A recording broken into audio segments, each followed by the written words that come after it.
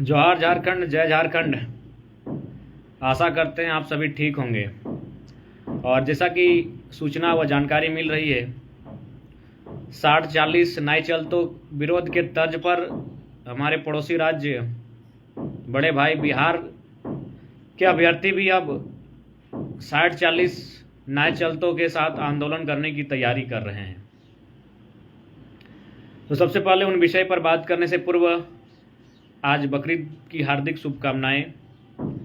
इस्लाम जीवन दर्शन का अनुपालन करने वाले तमाम धर्मावलंबियों को बकरीद पर्व त्यौहार की हार्दिक हार्दिक असंख्य शुभकामनाएं। तो जैसा कि सभी को जानकारी मिली होगी कि अब बिहार में भी 60-40 नाई चलतों के तर्ज पर आंदोलन करने की तैयारी। अब थोड़ा सा 60-40 झारखंड का और बिहार का 60-40 को समझ लेते हैं। राज पटेल जी, आपके विषय पर कुछ बोलना है कि नहीं बोलना है, आप कमेंट में कहेंगे, क्योंकि लाइव आने का उद्देश्य कहीं ना कहीं आपके साथ जो व्यवहार हुआ उसको भी रखने की इच्छा है, किंतु यदि आपसे वार्तालाप हो गई है तो हम उस विषय पर बात नहीं करेंगे। तो फिलहाल 60-40 का मतलब झारखंड में क्या है कि 60 क्यों भाई और 40, ये तो खैर समझ गए। 60 यानी जो रिजर्वेशन का कोटा है, यानी 26% schedule tribe, 14% other backward caste, 10% economic weaker section यानी EWS और 10% शेड्यूल कास्ट। कुल मिलाकर 60% रिजर्व होता है, जिसमें ST, SC, OBC और जो जनरल कैटेगरी में EWS यानी जो OBC, ST, SC वर्ग से बाहर हैं। तो कुल मिलाकर 60 बनता है। वही 60 झारखंड में झारखंडियों के लिए सुनिश्चित है। उसमें भी ऐसा नहीं है, EWS मैक्सिमम बाहर राज्य के अभ्यर्थी बना लेते हैं। OBC भी अब बहुत सारे बाहर के अभ्यर्थी बनाने लगे हैं। SC भी अन्य राज्यों के लोग प्रमाण पत्र बनाकर माने यहाँ दाखिल हो जाते हैं। ST में तो खैर जबरदस्त फर्जी हो जाता है। कभी तो गैर ST लोग उसमें शामिल होकर नौकरी को हड़प लेते हैं। ये छुपा नहीं है, आपने देखा होगा। अब बिहार में क्या प्रक्रिया उसको भी जान लीजिए। जैसा कि जानकारी है, हो सके अगर हमारी जानकारी में त्रुटि दिखे तो आप सजेस्ट कीजिएगा। बिहार में 18+12 है OBC के लिए, यानी वहाँ जिस प्रकार हमारे यहाँ BC1 BC2 है, वहाँ अदर बैकवर्ड कास्ट और मोस्ट बैकवर्ड कास्ट यानी अन्य पिछड़ा वर्ग और अत्यंत पिछड़ा वर्ग है, और दोनों को मिलाकर 18+30 है। 16% शेड्यूल कास्ट के लिए है, यानी SC वर्ग अनुसूचित जाति के लिए है। 1% शेड्यूल ट्राइब यानी अनुसूचित जनजाति के लिए है, और संभव है 10% EWS इकोनॉमिक वीकर सेक्शन, यानी उनका 57 ही हो रहा है। हम लोग का तो 60-40 हो रहा था। अगर बिहार में आरक्षण नीति का ध्यान रखा जाए तो मुझे लगता है बिहार में 57-43 हो जाएगा। मोहम्मद शाकिर अलीदा, ईद उल अजहा की मुबारक आपको भी, सबको बहुत बहुत मुबारकबाद। आज का दिन, आज के साथ साथ तमाम आपका दिन हंसी हो, हंसियों से भरा हो, खुशियों से भरा हो, एक सौहार्दपूर्ण भाईचारा, अमन चैन का वातावरण हो। तो बिहार में क्या फॉर्मूला हो जाएगा? 60-40 नहीं, उन लोग को बोलना होगा 57-43 नाई चल तो, यानी वहाँ जैसा हमें जानकारी हो सके उसमें अगर आपके पास कुछ बेहतर डाटा हो तो हमें प्रोवाइड करें, अगर हमसे कुछ त्रुटि हो रही है। तो बिहार में नारा चलेगा 57-43, क्योंकि हमारा 60-40 था कि हमारे पास 60% रिजर्वेशन है, 40% ओपन है। ओपन में कोई भी एंट्री कर सकता है, लेकिन खैर झारखंड का दुर्भाग्य है कि यहाँ जो रिजर्वेशन कोटा है वहाँ भी कोई एंट्री कर सकता है। तो बिहार में फिलहाल चलेगा 57-43 नाई चल तो। और हम लोग समर्थन करते हैं बिहार के बंधुओं का कि राज्य उनका है, और बिल्कुल वहाँ भी बेरोजगारी दर है, वहाँ के भी बहुत सारे बंधुआ मजदूर पूरे भारत देश में रहते हैं। मुमताज़ जलाल अंसारीदा, आपको भी ईद उल अजहा की मुबारक, बहुत बहुत मुबारक शुभकामनाएं। तो हम लोग भी मानते हैं, क्योंकि हमने पहले ही कहा है कि भले हम लोग अपने राज्य के हितार्थ के लिए लड़ाई लड़ रहे हैं, इसका मतलब यह नहीं कि भारत के लोग हमारे नहीं, हमारे हैं। बिहार हमारा बड़ा भाई है, और इस दर्द और पीड़ा की घड़ी में हम लोग उनके साथ हैं कि उस राज्य में वहाँ भी, और संभव मुझे लगता है अब समय आ गया है कि आखिर भारतीय संविधान में इतना फेरबदल होता है, नेताओं की सुविधा के लिए फेरबदल होता है, अंबानी अडानी की सुविधा के लिए फेरबदल होता है, तो भैया आम युवा पढ़ने वाले छात्रों की सुविधा के लिए फेरबदल क्यों ना हो। तो इसीलिए अब प्रत्येक राज्य के लिए नियम बनना चाहिए। भारतीय संविधान आर्टिकल 16(3) नीति निर्देशक तत्व आर्टिकल 46 के अनुसार सभी राज्यों को चाहिए कि अपने राज्य के अभ्यर्थियों के लिए मैक्सिमम सीटों को रिजर्व करें। अब मान के चलिए रिजर्व का कोटा अगर 60 से पार, मान के चलिए हमारे पास 60% रिजर्व है, बिहार के पास 57% रिजर्व है, तब क्या किया जाए। तो जनरल 1 जनरल 2 में डिफाइन किया जाए कि जो 15% ओपन रखा जाए ऑल ओवर इंडिया के लिए, और बाकी जो हमारे पास 60 से 85 यानी 25% जो जनरल रहेगा उसमें झारखंड के ही लोग भरेंगे। एसटी एससी ओबीसी जनरल जो भी उसमें आ सकते हैं। तो अगर संभव है कुछ भी, देखिए संविधान में सब कुछ संभव है बशर्ते उनकी सोच होनी चाहिए। आखिर संविधान क्यों बना है, न्यायालय क्यों बना है, जनता के लिए बना है। तो जनता की मांग क्या है, आज के डेट में अपने राज्य में कोई भी नौकरी चाहेगा।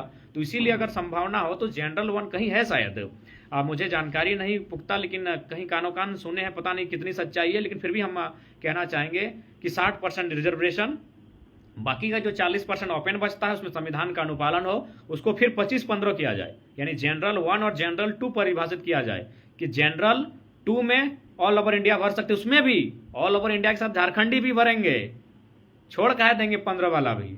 यानी आपके लिए कुछ, पूरे देश के लिए कुछ भी इंडिपेंडेंट नहीं रहेगा।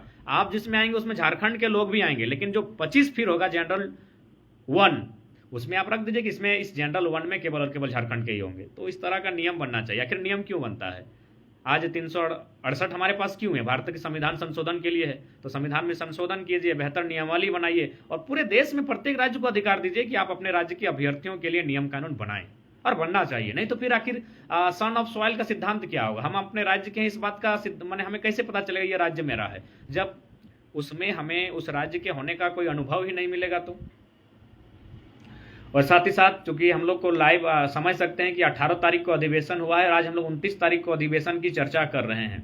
यानी किस प्रकार का जीवन हम लोग का 10-11 दिन बीता, लगातार 3 बजे रात को सुतना, 11 बजे सुत के उठना, अभी ब्रश नहीं किए, मुंह कान हम लोग नहीं धोए, खाना तो दूर की बात है। तो हमारी परिस्थिति को आप समझ सकते हैं कि किस प्रकार की परिस्थिति में है कि 18 तारीख का अधिवेशन, आज हम लोग उसके लिए धन्यवाद देने के लिए आए हैं। तो सबसे पहले महाअधिवेशन के आयोजन में सभी का सहयोग रहा, उनको कोटि कोटि धन्यवाद। और साथ ही बहुत सारी त्रुटियां रही, क्योंकि अधिवेशन ऐसा था कि पॉलिटिकल पार्टियों के अधिवेशन में इतनी संख्या में लोग नहीं आते हैं, ये तो सच्चाई है। क्योंकि माननीय प्रधानमंत्री नरेंद्र मोदी जी पहुंचे हुए थे कुछ वर्षों पूर्व उसी हवाई पट्टी के मैदान में, एलोड्रम बलियापुर के मैदान में, जहां इतनी संख्या में लोग नहीं जुटे थे। जबकि ध्यान रहे उसमें 5000 की संख्या में तो पुलिसकर्मी थे और सरकारी कर्मी थे, क्योंकि उन्हें कहा गया था कि भाई प्रधानमंत्री जी आ रहे हैं, आपको तो जाना ही होगा। लेकिन आज हम नौजवानों की अधिवेशन में, जेबी केसेस के अधिवेशन में लोग अपने सहयोग से, अपने चंदे से, अपने खर्चे से, अपने तेल से, अपने पेट्रोल से, अपने भोजन से इतनी संख्या में आए जिसकी उम्मीद शायद हमारे मैनेजिंग कमेटी को नहीं थी, ऑर्गेनाइजिंग कमेटी को नहीं थी, मैनेजिंग कमेटी को नहीं, मैनेजमेंट को नहीं थी। और कुल मिलाकर हमें भी आभास नहीं था कि इतनी संख्या में लोग जुटेंगे, और भी इतनी 44 डिग्री के टेम्परेचर में, इतनी धूप में, जून के महीने में। तो कहीं ना कहीं ये हमारी जीत है। और जो त्रुटियां हुई वो हम स्वीकार करते हैं, क्योंकि हम खुद 2 घंटा जंगल में बिताए हैं। आप समझ सकते हैं 2 घंटा जंगल इसलिए गए ताकि हमारे साथ कम से कम 5% लोग हमारे पीछे चले जाएं, हमारे साथ चले जाएं, और कम से कम मैनेज हो सके, लोगों को बैठने का जगह मिल सके। तो ये भी एक प्लानिंग का हिस्सा था। और लगभग खिजूर के पेड़ के नीचे बैठकर हम लोग 2 घंटा रहें। उस दरमियान मंच में क्या हुआ, किन्होंने बात को रखा, मुझे भी अनुभव नहीं है। तो इसलिए महाधिवेशन के लिए सभी का बहुत बहुत धन्यवाद। राजीव पांडेदा जोहार, राधे राधे, कुमार परवीन जी जोहार, जोहार झारखंड, जय झारखंड, उत्तम दा जोहार, बूढ़ा बाबा, जय षष्ठी माई, कलंदा, मोहम्मद कलंदा, बकरीद की हार्दिक शुभकामनाएं। तो निश्चय ही है। और हाँ, अब एक सवाल आता है कि बिहार में अचानक ये 60-40 संतोष महतो टिड़वारदा निश्चित था, और हम उम्मीद करते हैं कि आपकी दूरदर्शिता सोच हमें कुछ जानकारी उपलब्ध करा सकती है, और मुझे उम्मीद है कि आप इस बारे में बेहतर से समझ गए होंगे। ये कहीं ना कहीं प्रायोजित है। तो अब ये चर्चा उठता है कि भाई झारखंड के तर्ज पर बिहार में अचानक क्यों हुआ, जबकि 1 महीना पहले वहाँ नोटिफिकेशन आया था कि भारत का नागरिक और बिहार राज्य का निवासी हो। इससे पहले भी तमाम जो भी वैकेंसी आती थी बिहार राज्य में, वहाँ साफ साफ लिखा होता था बिहार राज्य का निवासी हो, और 10% 5% अगर हो तो कुछ अन्य राज्यों के अभ्यर्थी पता नहीं किस रास्ते से वहाँ प्रवेश करते थे। लेकिन आज अचानक बिहार में ऐसी परिस्थिति क्यों आई? तो इसके लिए आपको परिस्थिति को समझना होगा। कौन सी परिस्थिति को समझना होगा? कि बिहार के माननीय मुख्यमंत्री श्री नीतीश कुमार कुछ दिन पूर्व अपने उप मुख्यमंत्री शायद तेजस्वी यादव जी के साथ झारखंड आए हुए थे। खैर उतना विशेष हमने उस मैटर पे ध्यान नहीं दिया, लेकिन शायद मुख्यमंत्री जी आए हुए थे और हमारे माननीय मुख्यमंत्री श्री हेमंत सोरेन जी से उन्होंने मुलाकात की, और मुलाकात के दौरान इस बात पर चर्चा हुई गठबंधन को लेकर कि आगामी जो 2024 का लोकसभा चुनाव होगा वह गठबंधन में लड़ा जाएगा। तो संभावना है, और माननीय नीतीश कुमार महोदय चूँकि इच्छा भी रखते हैं और बिल्कुल मुझे भी लगता है वे काबिल राजनेता हैं, वे सक्षम राजनेता हैं, प्रधानमंत्री पद के दावेदार हैं, अच्छी बात है। तो मुझे लगता है कहीं ना कहीं उनको भी इस बात का अंदाज़ा है कि कोई भी सेंट्रल पार्टी अगर बनती है, जैसे झारखंड मुक्ति मोर्चा एक क्षेत्रीय पार्टी है, लेकिन यह एक सेंट्रल पार्टी देश लेवल की पार्टी कब बनेगी? जब 3 राज्यों में इनके विधायक चुनेंगे और वहाँ उनका वोट परसेंटेज मिनिमम 6% होना चाहिए। तो माननीय नीतीश कुमार का जो दल है जनता दल यूनाइटेड, शॉर्ट में जेडीयू जदयू, उसका बिहार में वर्चस्व है। अब वो प्रयास करेगी कि जो सीमावर्ती क्षेत्र हैं जैसे कि हमारा झारखंड, यहाँ यदि उनके कुछ विधायक चुनते हैं और उनका यदि वोटिंग परसेंट 6 होता है, और ठीक उसी प्रकार और किसी एक राज्य में उनका वोटिंग परसेंटेज 6 होता है और कुछ विधायक वहाँ से चुने जाते हैं, तो संभावना है कि माननीय नीतीश कुमार जी जो हैं उनका जो पार्टी है जदयू जनता दल यूनाइटेड, वह कम से कम एक सेंट्रल पार्टी के तौर पर अपनी पहचान बना लेगा।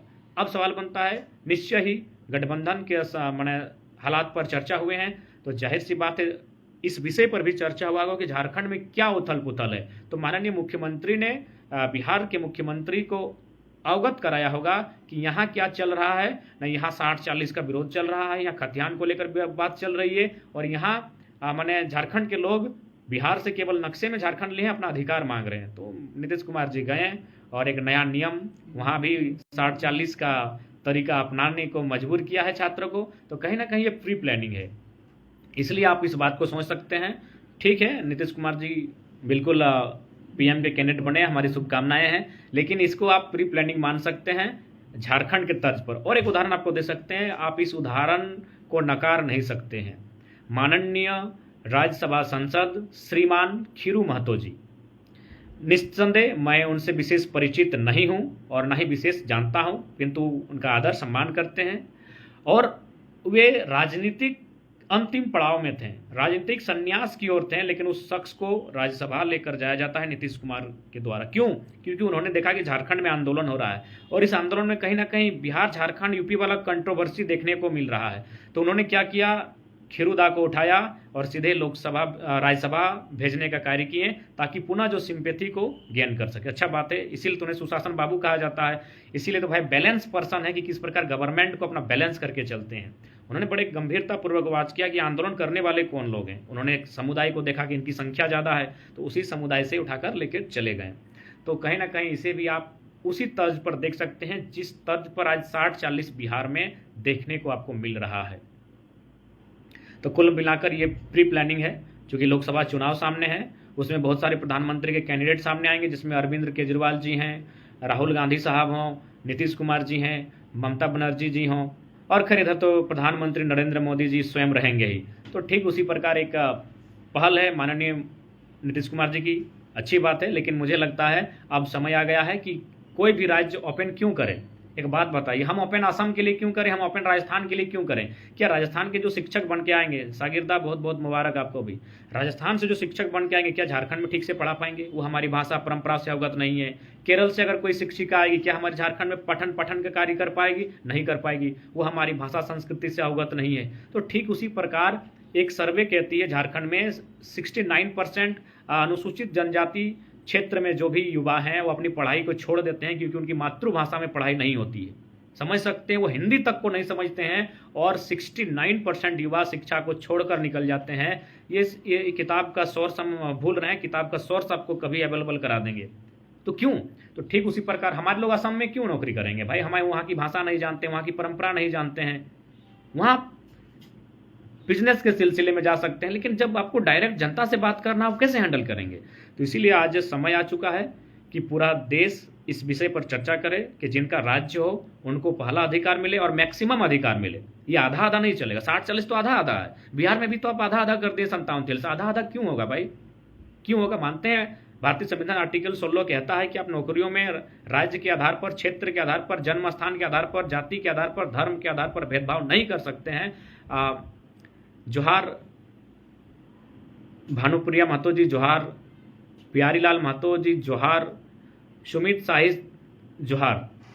हम मानते हैं आप भेदभाव नहीं कर सकते हैं आर्टिकल 16 के अनुसार, लेकिन 16(3) तो कहती है कि आप अपने क्षेत्र के जो मूलवासी हैं। आर्टिकल 46 भी तो कहती है कि राज्य अपने निर्बल दुर्बल लोगों को बेहतर बनाने के लिए शैक्षणिक और नियोजन में उनको मैंने मजबूती प्रदान के लिए नियम बनाए। तो इसीलिए आप पूरे देश को एक राज्य, झारखंड ही क्यों, उत्तर प्रदेश भी अपने वासियों के लिए नियम बनाए। खैर बंगाल उड़ीसा तो टाइट है अपने भाषा को लेकर, लेकिन जहाँ भाषा बैरियर नहीं बना है वहाँ तो कुछ ना कुछ बैरियर बनाना होगा, क्योंकि बिहार में भी एक भाषा नहीं है, उत्तर प्रदेश में भी भाषा को लेकर बैरियर नहीं बनेगा, झारखंड में भी भाषा को लेकर बैरियर नहीं बनेगा। देखिए, अगर झारखंड में भी एक लैंग्वेज होता जिसको पूरे राज्य के वासी जानते तो हमारा काम आसान होता। तो झारखंड में कुछ ना कुछ उपाय तो करना होगा, तमाम राज्यों को उपाय करना होगा। तो इसलिए आज जो 60-40 बिहार में चलने लगा है नारा, वह कहीं ना कहीं प्रायोजित है। झारखंड के मुख्यमंत्री, बिहार के मुख्यमंत्री, बिहार के उप मुख्यमंत्री एक मंच पे एक टेबल पर आकर बैठते हैं, प्रेस कॉन्फ्रेंस करते हैं, उसके बाद ये जब नीति आती है तो इसमें कुछ ना कुछ संशय जताई जा सकती है। और साथ ही बहुत सारे लोगों ने सवाल था अधिवेशन को लेकर, उसे हम लोग बहुत बहुत धन्यवाद। और हमसे कोई त्रुटियां हुई है तो आप सजेस्ट करेंगे, हम लोग उसे सुधारने का चेष्टा करेंगे। और जैसा कि सूचना मिली, हमारे प्रिय साथी राजकिशोर पटेल जी, राजकिशोर महतो जी जो भतवा निवासी हैं, रमेश बनवारदा जोहार, उनके साथ प्रशासन के द्वारा कहीं ना कहीं दुर्व्यवहार किया गया, जो कि माने दुर्भाग्यपूर्ण विषय है। और हम लोग चाहेंगे कि आंदोलनकारी हैं, हम लोगों ने तो हमेशा आंदोलनकारियों का समर्थन किया है, किसी प्रकार से अराजकता ना ही विधि व्यवस्था भंग हो ऐसी स्थिति उत्पन्न हुई है। शांतिपूर्ण धरना बैठकर हो रहा था, तो इसलिए हम उम्मीद करते हैं कि प्रशासन, पुलिस की टीम भी कोऑपरेट करे, सहयोग करे। और बाकी सभी को जोहार रहेगा। पुनः एक बार इस्लाम जीवन दर्शन के पथ को फॉलो करने वाले, अनुपालन करने वाले धर्मावलंबियों को बकरीद की असंख्य शुभकामनाएं। साथ ही तमाम झारखंड वासियों को जोहार, झारखंड, जय झारखंड। नागेश्वर महतो, बिल्कुल ये राजनीतिक खेल ही ऐसा है कि आज बिहार में भी 60-40 चलने लगा है, यही राजनीति है। इसीलिए हम चाहते हैं राजनीति के चक्कर में स्टूडेंट ना पिसे, सभी राज्य अपने अपने सुरक्षा कर ले और अपने अपने राज्य के अभ्यर्थियों के लिए नौकरियों को बचा ले।